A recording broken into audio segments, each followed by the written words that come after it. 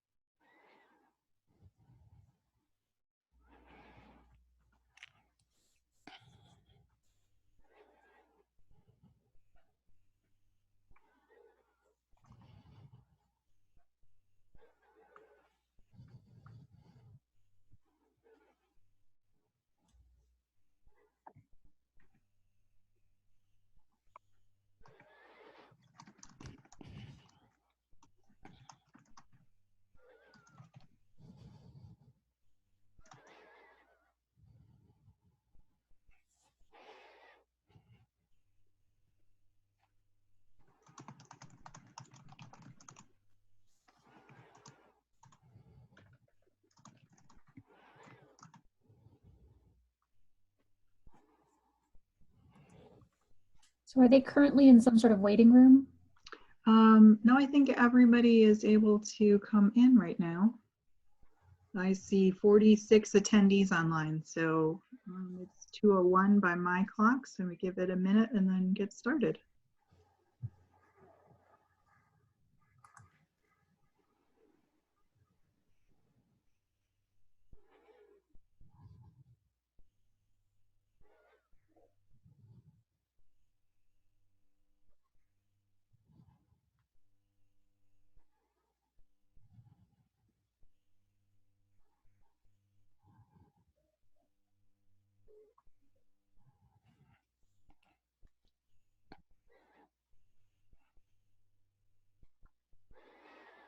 All right.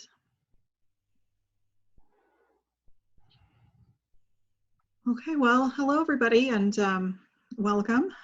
This webinar is sponsored by the Teaching Statistics and Health Sciences section of the American Statistical Association. And my name is Lila Poisson. I'm the current section chair.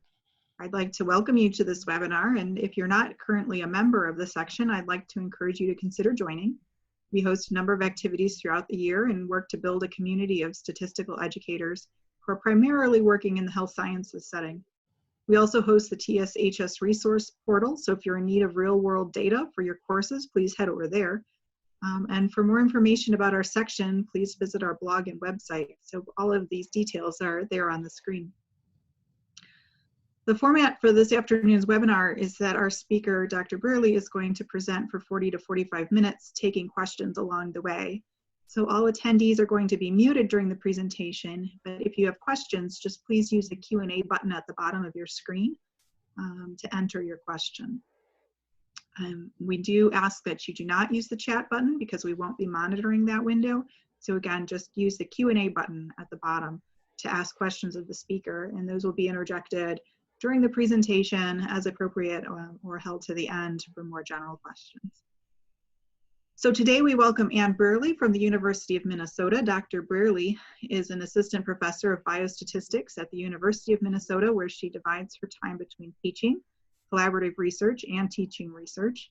She earned her PhD in analytical chemistry and her master's in biostatistics, and has taught introductory biostat courses in person and online for now 12 years, and has been active in evaluating and improving those, including through active learning and use of real-world data, including the islands, which will be discussed today.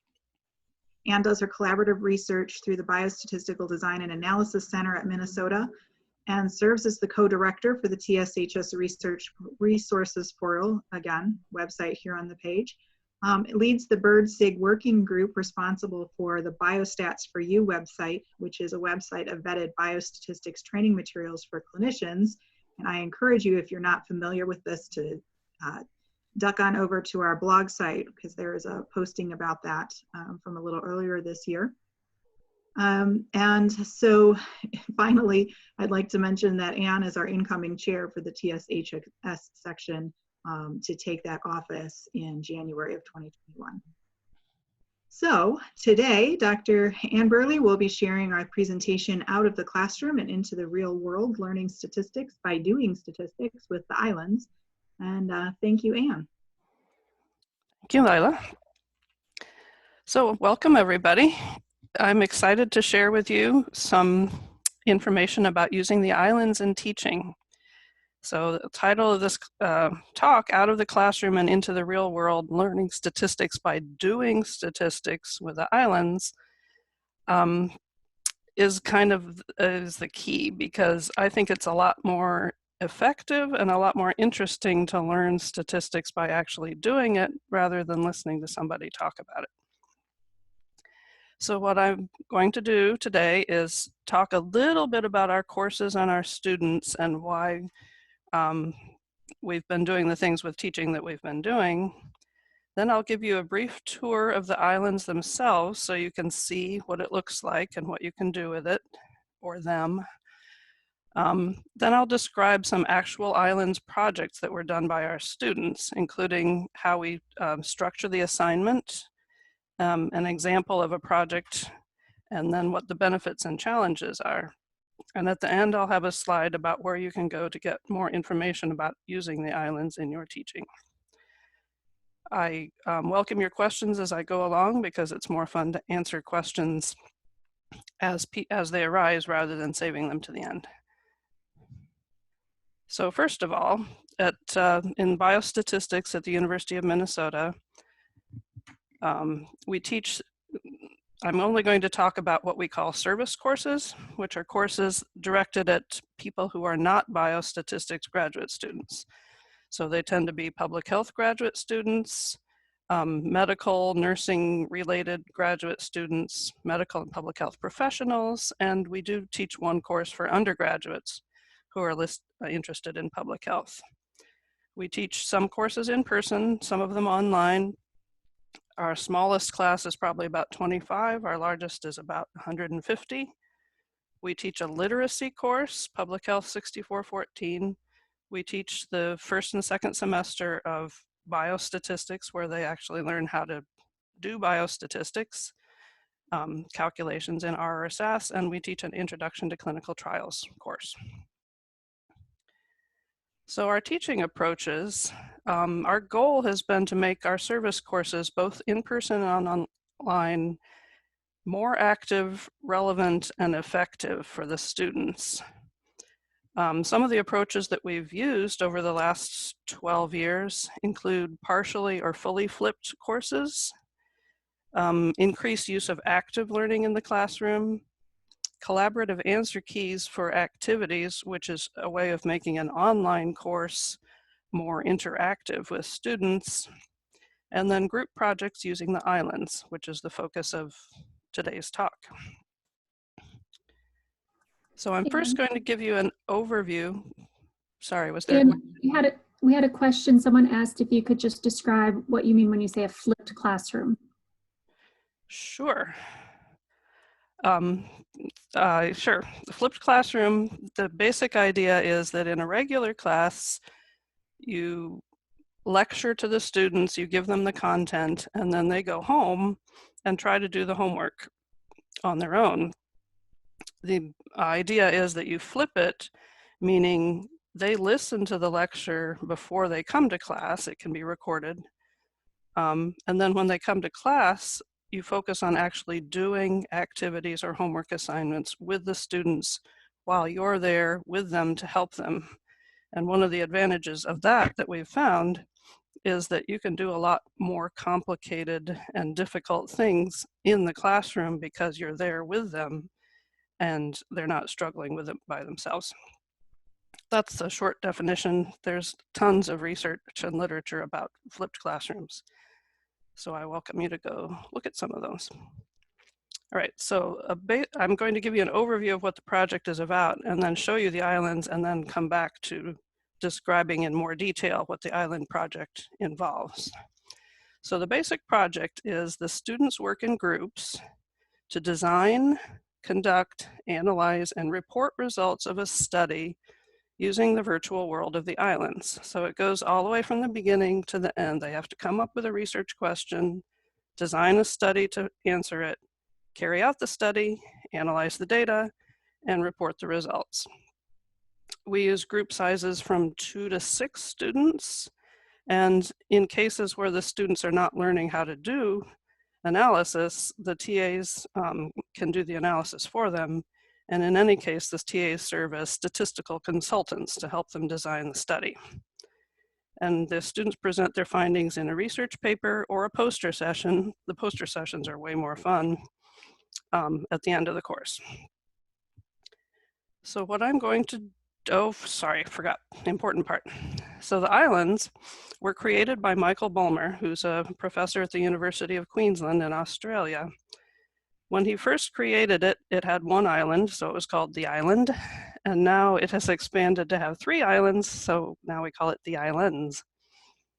There's a citation at the bottom of the screen there that shows the original paper that Michael published describing the island simulation. So at the University of Minnesota, we started using the islands in 2012, so we've been using it for 8 years now. And we've collaborated with Michael to add features to facilitate specifically medical studies. For example, adding clinics and hospitals, which help recruit patients for studies involving particular medical conditions, for example. So the website at the top of this slide is the University of Minnesota Mirror site. So there's a University of Queensland Island site, and then this site is a mirror of that site.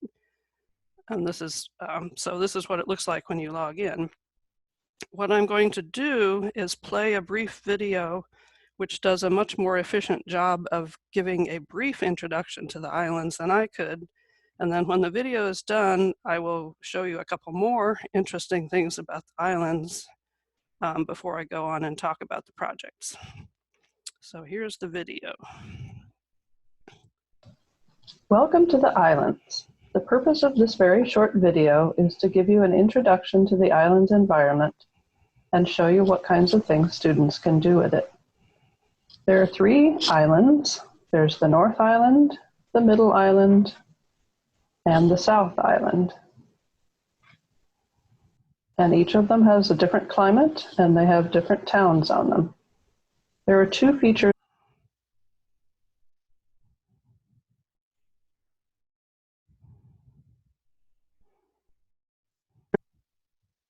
on the islands themselves I wanted to point out. First of all, there's a visitor center on the Middle Island that is a good place to go when you first start using the islands. It has a lot of information about how the islands work. Another useful feature of the islands is the Academy on the North Island, which has examples of student projects that have been done in the past. We will come back to one of these later on. So let's go explore a particular town. We'll go look at Kiobiko on the Middle Island. So Kiobiko has a population of 1,360 people at the moment who live in a fairly large number of houses. So let's go look at house number 2. There's a family in house number 2 with a father, a mother, and 3 children.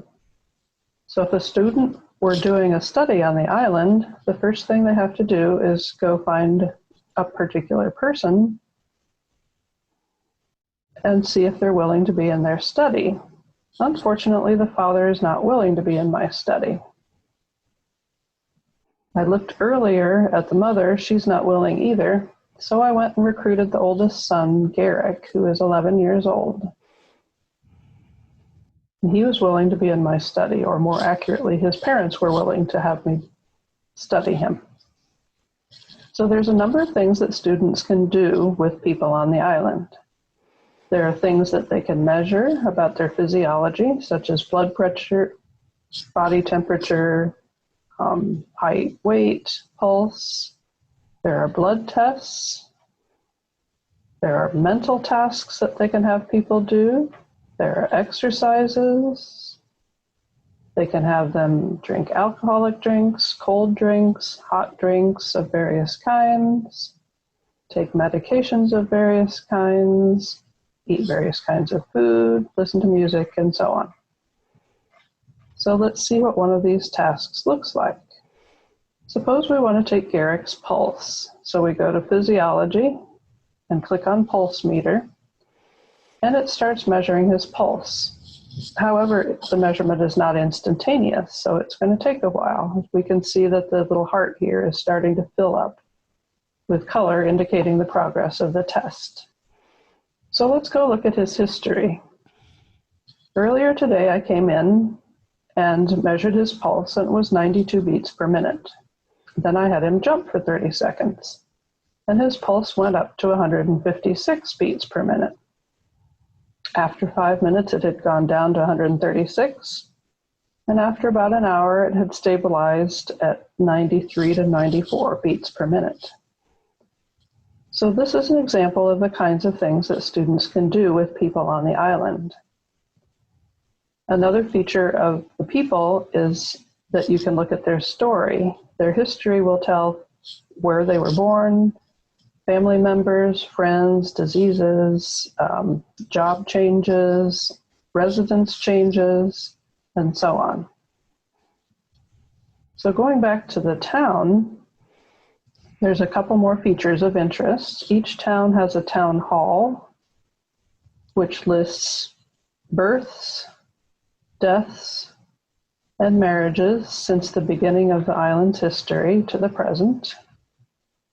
It also has a school, which shows all the children in the various grades.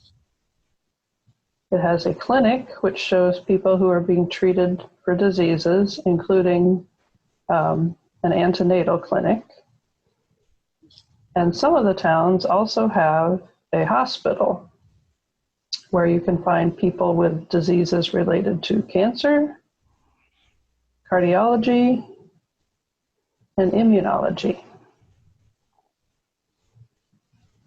So these additional features can be very useful for students depending on what kind of study they're doing to help them find people that match their study criteria. So this is the end of our very brief tour of the islands. I hope that you enjoyed it.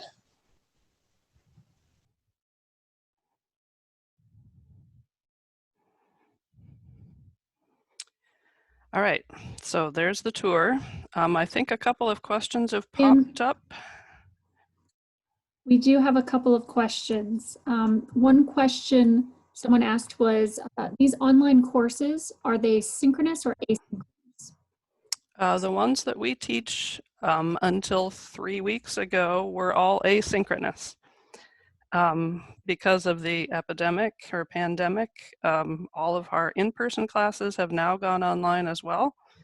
And so the in-person class that I was teaching this semester is now a synchronous online class. However, until recently, it was only asynchronous. Other questions? Yes, another question says, how can I get access to the island's website? Okay, hang on. That's the last slide in this presentation. I will get to that. Okay. And another question said, is the access to the island's subscription based or is it open access? It's open access. It's free and it's available to anybody. So I am going to switch now to the actual islands themselves, hopefully. Let's see if I can switch sharing to a different screen. Yeah, you don't need to see my email. Okay, so these are the islands themselves. And a couple other things I wanted to show you. The hospitals and clinics, as I said, are useful for recruiting people for medical related studies. Another interesting feature is that there are climate stations, or weather stations, and agricultural field stations. And those are the little tiny squares. They're kind of hard to find. This one right here, and there's one on each island. This is a field station. I've never actually used the field stations myself, but I understand that you can do like split plot experiments, all those things you learned about in design of experiments, testing levels of fertilizer and whatnot, and see how the harvest turns out. So that's agricultural. Then the other little dot, square dot, should be the climate station, which keeps track of how much it's rained and what the temperature has been every day, I believe, maybe several times a day for all of island history. And that can be useful either in its own right, or if you want to see whether other things might be related to the weather. Now there's two brand new features that Michael has just added to the islands. A few years ago, there was an issue with the population of the island kept dropping. And he was worried that the people would disappear. No, sorry, a few years ago it was too high, and he was afraid that they'd run out of space.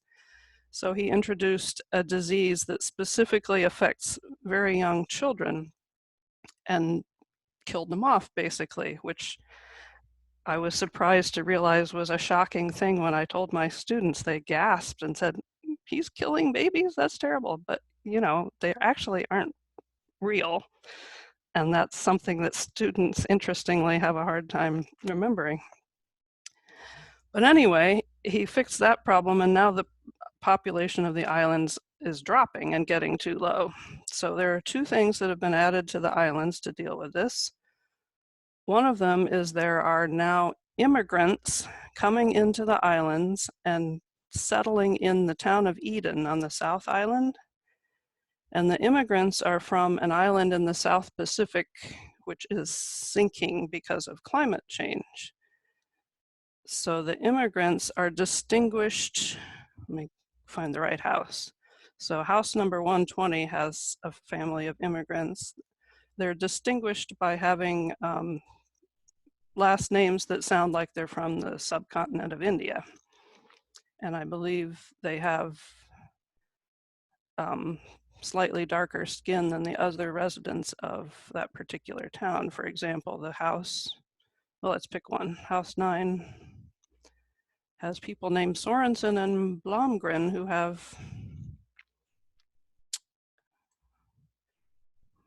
okay, so that person has dark skin. Let's see, what's Blomgren look like? Okay, pink. All right, so that's one of the changes. The other change is he invented a lost tribe, which used to live in the Lost Mountains on the Middle Island. And at the 300th anniversary of the islands, if you notice in the upper left, we're in year 300. The lost tribes came out of the Lost Mountains and they've been settling in the nearby towns. So Nelson is one of the nearby towns. If you look in some of the last houses at the bottom of Nelson, like let's look at this one. Okay, that didn't work. But there are, let's see if we can find one. Never mind, I can't find one right now. But the way you'll tell is that instead of listing their history, it just says they were born in the Lost Mountains. And then there's a big gap of like 20 years until they came out of the Lost Mountains and settled in wherever they settled. Okay, so there's immigrants, there's Lost Islanders. And the other feature I wanted to mention is specifically for instructors. So you can get instructor access to the islands, and then you can add your own students. And the way you do that is this little tiny island of Lehrer has the instructor tools. I'm not going to show you these because then I would be showing you the names and email addresses of my students, which is probably not a good idea. But you can create groups for each class, and then you can add users with their names and email addresses.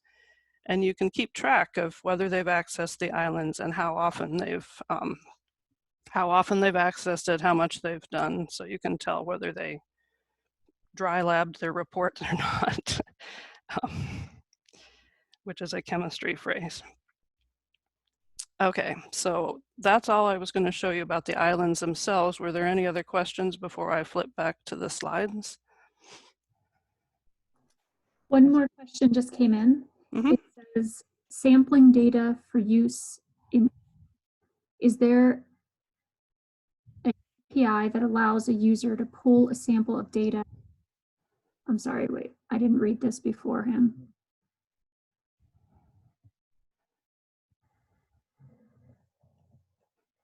If they're asking if there's a method of acquiring a random sample of islanders, the answer is no. Does that sound like what the question was? Sounds like it. Right, so I'll get to things like that in a little bit. That's one of the things I want to point out is that the islands do not have, it's just a virtual world, which means it's basically like this real world that we live in. There's no built-in way to take a random sample. There's no built-in way to collect data, and so on. So let's see if I can get back to my slideshow. There we go. Okay, interesting features. We just did that. Features for instructors. All right, so I want to describe for you how we actually do these projects. So as I said, they work in groups to design, conduct, analyze, and report a study. So this describes, we do it slightly differently in each class depending on the instructor and what the goals of the class are. But the general idea is that early in the semester, in the first 2 weeks or so, we have the students explore the islands and see how it's arranged, what kind of things you can do to islanders, what kinds of studies might be possible. Then in week 3, we have them formulate a research question that they're interested in studying. In week 4, they carry out a pilot study, mostly to figure out, can they do this thing they're talking about? How long does it take, so that they can plan their time?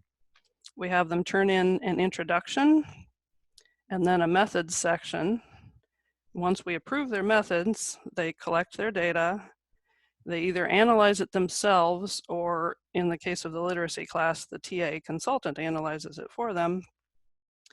And then we have them turn in the results and the discussion, and all 4 of those things that they turn in, we give them feedback on, and then they put them together, revise as necessary to make their final presentation, which they present to the class either as a paper or as a poster in person or online. So that's the basic structure of the project. Here's some examples of projects that students have done in the past. And the interesting thing about these, you have to keep in mind, they're not real people. There's no IRB on the island. They can give methamphetamine to people. So one of them was the effects of methamphetamine on cognitive function in young adults. One of them was the REWIND study. They like making up study acronyms. So the effect of red wine on serotonin release, and I think that was in adult women. The YIKES study was Youth Islander Knowledge Enhancement Study, which was the effect of dextroamphetamine on arithmetic performance. I think it was in kindergarteners.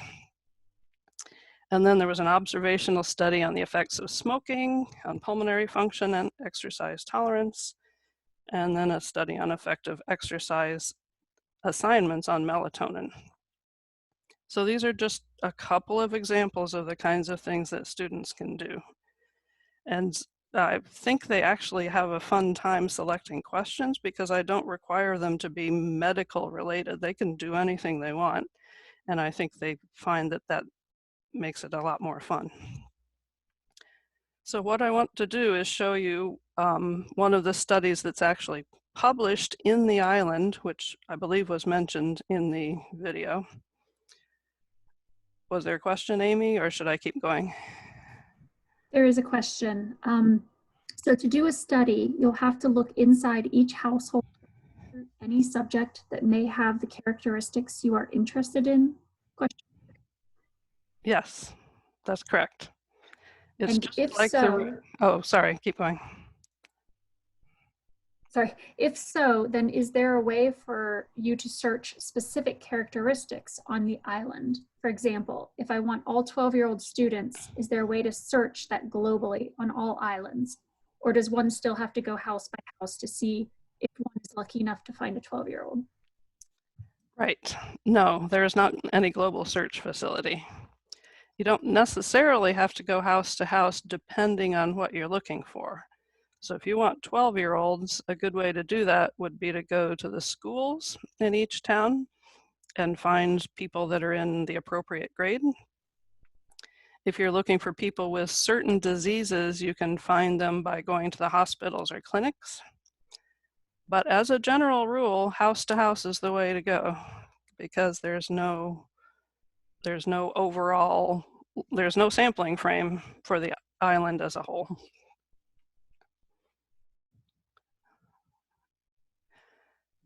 Okay, so I'll keep going. So this is an example that's published in the island of a study that was done by students at the University of Minnesota quite a while ago, I think. And I just want to go over this in a little bit of detail so you can see how similar this is to an actual real, in quotes, study that you might actually find published in a journal. So the short-term effect of exercise on serotonin in islanders, or the STEEZY study, and I'll just read the abstract to describe what this study is about. It is to examine the effect of aerobic exercise on blood serotonin levels in a randomized intention-to-treat clinical trial. Participants were divided into 3 treatment groups: a 100-meter run, a 1-kilometer run, and a non-exercising control group. Blood serotonin levels were measured before and after treatment. Analysis showed a significant increase in serotonin levels between both experimental groups compared to the control group, but no difference between the 2 experimental groups. So that sounds like a real study, right? You could imagine that being published in some journal somewhere. So what we have them do is write an introduction. So the introduction, you can see the beginning of it down below. We have them, I think we require 2 or 3 references, which have to be obviously references about real people, which might not necessarily describe island people. So the introduction has to describe why this is important, what the research question is, and why it's important. Then we have them write their methods section, and the methods section has to be, they have to follow the consort guidelines for a clinical trial. So they have to describe where they recruited their people from. This one they recruited from the island cities of Moorfield, Black Beach, Macondo, Point du Bois, and Edwardton, 15 to 16 people from each town. So the inclusion and exclusion criteria. Now notice that I had the same problem on the video, is islanders don't have to consent to your study. So that has to be taken into account when you're doing your sample size and recruitment. Then they have to describe their statistical methods. In this case, they used ANOVA. They have to describe their randomization method. They used block permutation, and it keeps on going down there. I won't show you the whole thing. But that looks like the methods section you might find in pretty much anywhere. So the third section they have to turn in is their results. They have to describe the participant flow. In this case, they screened 103 island residents. 4 of them declined to consent. The probability that they will decline to consent varies between people, between users of the island. So some people will have nobody decline, and some people will have a lot of people decline, enrolled and randomized and so on. And they took their baseline measurements, they took their final measurements, and they have a table of their baseline characteristics, table 1. They have their table 2 with their outcome of interest, and they have a figure showing their outcome of interest. And then they have a discussion where they need to talk about what the limitations of their study were. For example, due to island limitations, the participants could not be given identical run times. And it's also possible that some of the islands chose to exercise of their own free will, even though they were in the control group. And that's just like real life. You can't control what participants in your study do every second, even in the real world. Okay, so I believe, yes, that's the end. So that's an example of the kind of, yeah, sorry, question? A great question just came in. What role does the instructor play in modifying, like declining to participate in the survey? In modifying the way the island works? I believe that's what they're asking. Can the instructor change like the rate of participation? Not that I'm aware of. Those are set by Michael in the design of the islands. And he's set them up to vary randomly in some way that only he knows. So yes, not that I'm aware of. So I've described how the projects work. What I want to finish up on is benefits for instructors and students. One of the big benefits is that these projects address the GAZE recommendation, because the GAZE recommendation, one of them is that students use real data. So in these projects, the students collect and analyze their own real data to address their own research question. It improves teaching because in several ways. One of them is it brings out issues students are having difficulty with.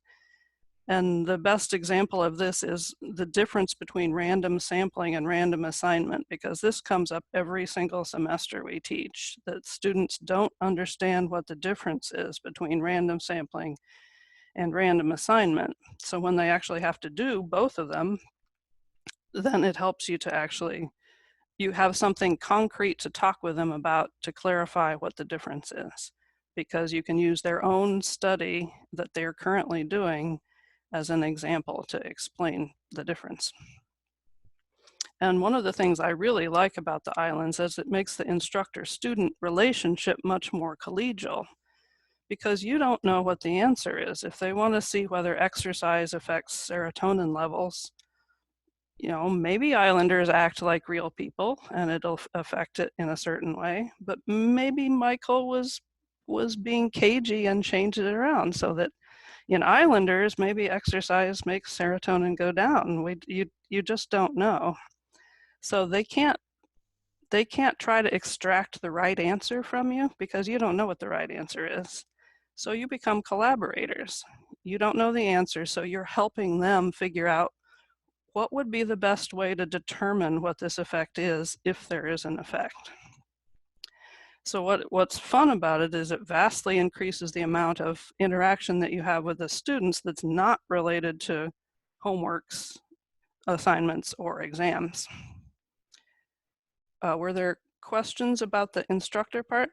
Yes. One question came in. I teach statistics in a business school.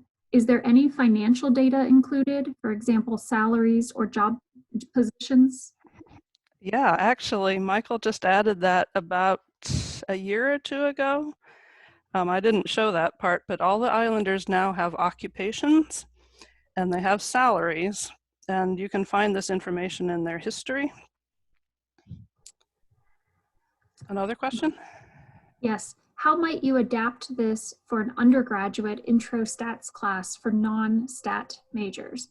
Are there example projects written by undergrads hosted on the paper repository located on the islands?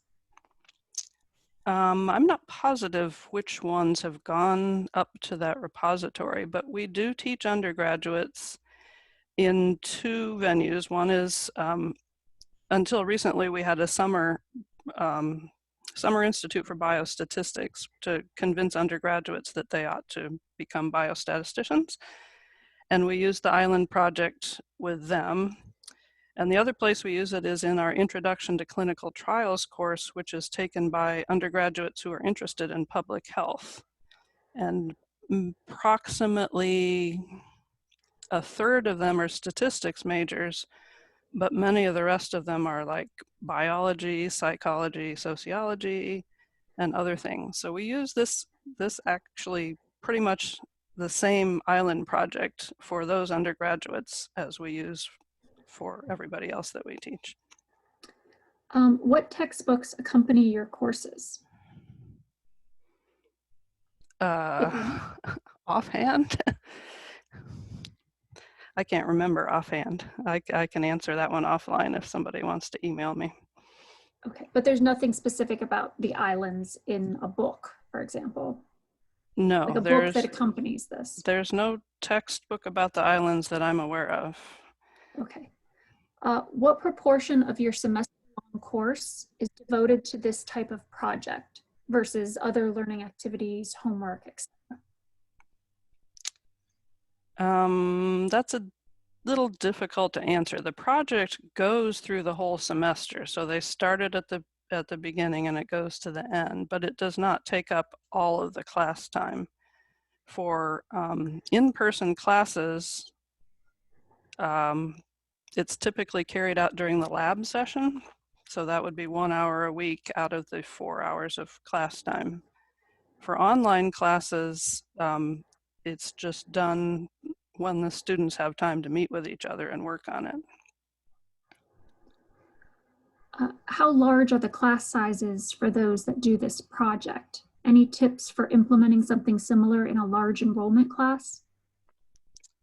So the smallest class we use it for is the undergraduate clinical trials class that I mentioned, and that typically has about 20 to 25 students. So if I do groups of 4, that's 6 groups. The largest class I've used it for is my online intro biostats courses, which have typically around 75 people. And in that case, I try to put more like 5 people in a group, so I only have 15 or so. And that's totally because I don't want to grade 75 sets of papers. So if I can grade 15 sets of papers, that's much better. Do the students have other assessments besides this research project? For example, do you give a final exam? No. Yeah, and yes, there are other assessments. So the Island Project is only part of what they're assessed on. The other assessments, depending on which class we're talking about, may include weekly homework assignments, weekly quizzes. The clinical trials class still does midterm and final exams. So the Island Project as a whole typically counts for about 20% of the course grade. After collecting data, can those data be exported, or do the data need to be manually recorded in a spreadsheet as the students visit each person being? I will get to that. That's on an upcoming slide. Okay. Do students learn statistical packages in these courses? Not in the literacy class, but in all the other classes, yes. Usually SAS or R. Can the islands be used to study consumer acceptance of organoleptic characteristics of products, such as texture or gummies, taste of liquids, chewability of tablets, aftertaste, bitterness, sweetness, etc.? That's an awfully specific question. I don't know the answer to that. You can have the islanders eat things, and there is a feature on the island where you can interview people by text. So you can ask them, you can type in a question and the islander will type in an answer. Whether they will answer questions about how the food tasted, I really don't know. You would have to try that and see. And maybe you might get to this later, so you can just let me know to hold off or not. But it says, please describe the longitudinal data collected in the islands. I don't know if that is, if you could clarify, do you mean how that's collected or process, or we'll come back to that one. Yeah, let's come back to that. In your course, do you currently get into AI or machine learning at all? No. Okay. Short Right. answer. Thank you. Okay, so I've got about 3 more slides, I think, and then we can deal with the rest of the questions at the end. Okay, so benefits for instructors I talked about. The 2 biggest benefits for students that they typically bring up in the surveys at the end of the semester. One is they really appreciate the opportunity to apply the concepts and methods they learn to something that seems real, a real study in quotes. They get to design the study, they get to do the sampling methods, they get to collect and organize and clean data and analyze and interpret it. They get to do the whole thing on something that seems real and not just some fake seeming homework problem from the back of the book. And the other thing that they sometimes hate but also appreciate is that they learn how to work in groups to carry out a research study. They also get to choose their own unique research question, and that's actually an advantage for instructors too, because you don't have to do the work of finding something for them to do or finding a data set. They can pick their own question and create their own data. They experience the research project from beginning to end and see where statistics fits in, which is a lot of places. And they gain experience presenting their work either in writing or standing up at their poster or both. And as I think I mentioned before, the students tend to forget that the islanders are not real. For example, the quote at the bottom, the results from the pilot study indicated that the islanders did not behave like normal individuals. Their behavior disagreed with the literature, which the students seemed to find like annoying, like why would they do this? But Michael has built things into the island on purpose to make sure that the islanders don't behave exactly like real people, so that the results of the research studies will be less predictable.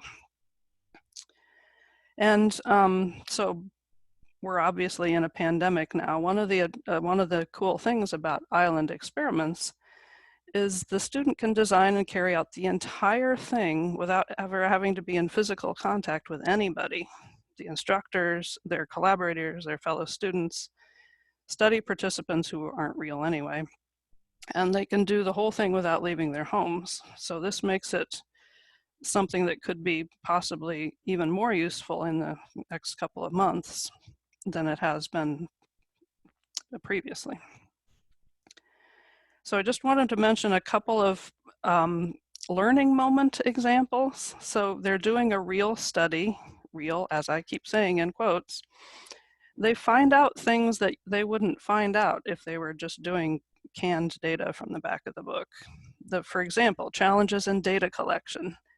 Sometimes they lose their study participants if they recruited them from a hospital and forgot to write down enough information about the person, and they get discharged from the hospital.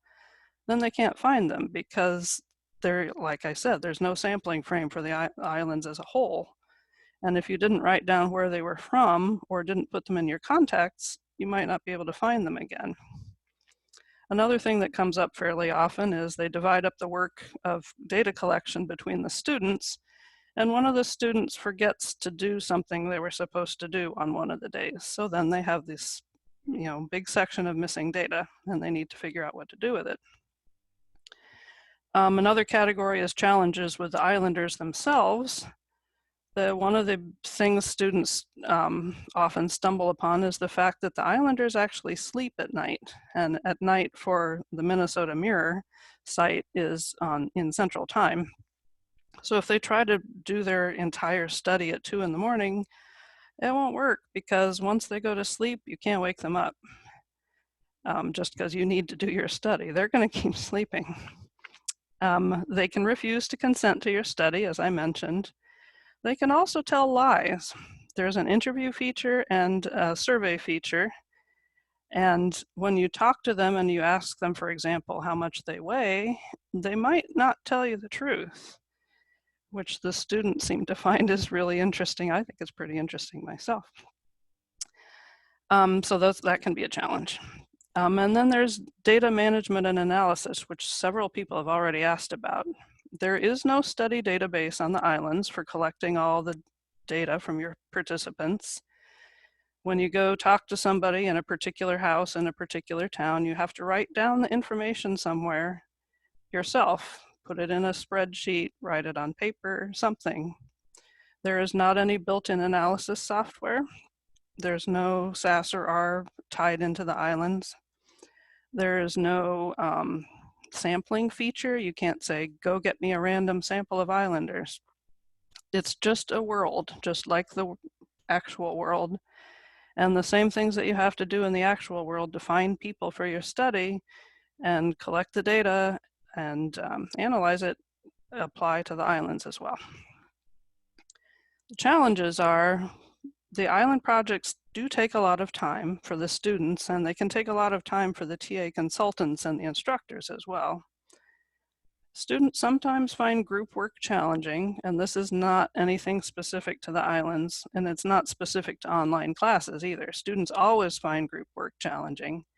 And in fact, all of us find group work challenging. That's just life.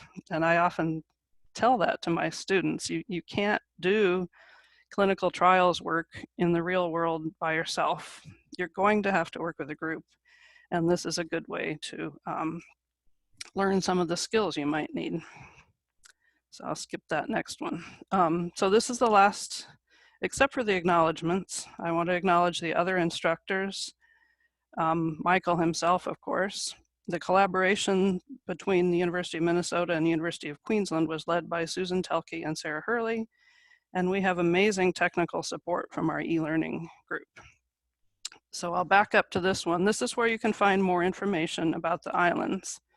So the first one is the Minnesota Mirror site.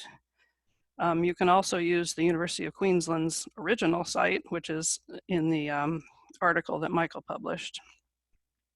If you want instructor access to our site, you can email your name, institution, and department to theislands@umn.edu.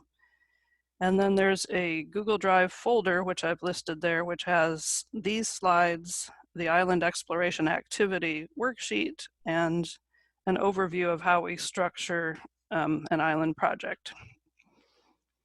So that's all I had. I would be happy to answer the questions, which look like they've continued to arrive. We have a couple more questions. One says, what is one topic or idea which you have tried teaching through the islands and it did not go as well as hoped? And how did you improve upon it then? I don't try to teach a topic through the islands specifically. Like, I don't use it as an illustration in lectures. The Island Project kind of stands on its own as something that the students do themselves, where they think of their own research question and figure out how to answer it. As I mentioned, a lot of things come up as they do the Island Project that are helpful for figuring out things that they weren't understanding, like, as I said, the difference between random sampling and random assignment. But I don't deliberately use it to try to teach a concept. I hope that kind of addresses the question. In carrying a survey, do the islanders speak English only? Yes, as far as I know. Okay. The challenges that you have described for students using the island, are these challenges explained in the island portal in a way that the students know what they have in mind before doing their study? I don't think I heard that whole question. Are the challenges explained where? Somewhere in the island portal in a way that the students know what they have to keep in mind before doing their study. Well, there's the visitor center on the island, which I mentioned in the video. And that's a good place to start for students as well, because it explains a lot of things like how time works on the island, which I haven't even gotten into. I think it mentions the fact that they sleep at night. I don't remember for sure. But we also have an introduction to the islands that we provide students when they start their projects, which explain some of the key things that they need to keep in mind before they start their projects. Okay. Someone just said, what is the login and password for the island's site? And so I think that, correct me if I'm wrong, but they first need to contact the email address on the slide you're showing now to get instructor access. Is that correct? Right. If you don't want instructor access and you just want to use the islands yourself as an individual, you can email me, and my email address is 2 slides down here. I'll leave it up for a couple of seconds, and I'll just add you to the islands as a regular user. But if you want to add your whole class, then the instructions on this slide are what you need. Everybody will get their own username, which is their email address, and password. So there are actually, when you get an account, it creates an instance of the island, which is just yours. So when you do experiments on the island, it changes your instance, but it doesn't change other people's instances. Okay. In collecting data longitudinally, are the data collected in real time? Okay, so that gets to the fact that time works differently on the islands. And I always have to remind myself about how this works. I think he's got it set up so that a month is a year. So a week is a season. So 1 week would be spring, 1 week would be summer, fall, and winter. But days are just days. So within a day, 5 minutes on the island is 5 minutes for us. So it takes a little getting used to. Any other questions? Are there materials that help the students know what information can and cannot be obtained from islanders so that they can have a sense of whether their research question is feasible on the islands? The best way to do that is to actually go into the islands and look at the task list for a particular islander, once they've consented, of course. And the task list is really long, and Michael keeps adding more things to it. There's probably a couple hundred things on there that you can do. So the best way is to just try it and see. I will say, Anne has shared some of these materials with me, and I tried them out in an undergraduate class this past fall. And at the bottom of the slide you're seeing now, in that folder where she has the Islands Exploration Activity Worksheet, that is a great activity for the students to familiarize themselves with the islands. They have to kind of explore it and figure out how time works, how they can conduct little experiments, how they can get somebody to agree to participate in research. And that activity I felt was really, really great and nicely designed to help the students kind of understand better what you can and can't do on the islands. So if you're thinking about using this, I would strongly encourage you to check out that activity and just do that activity yourself. Yeah, and that's a great way. Idea. Also, I followed her suit and recommendation to have them collect pilot data. And so I had my students, after they proposed a research question, I had them collect data on 3 subjects. Each student had to do this.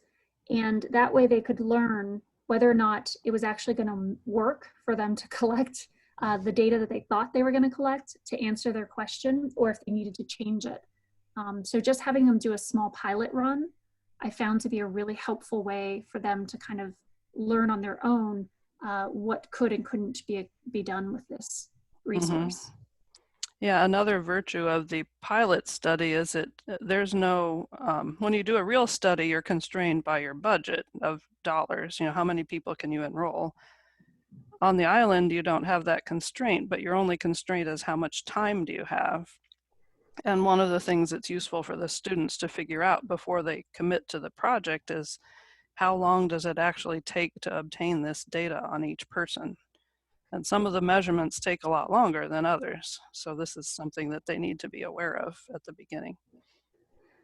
My students were very interested in giving people alcohol, and then they wanted to wait and have them do activities.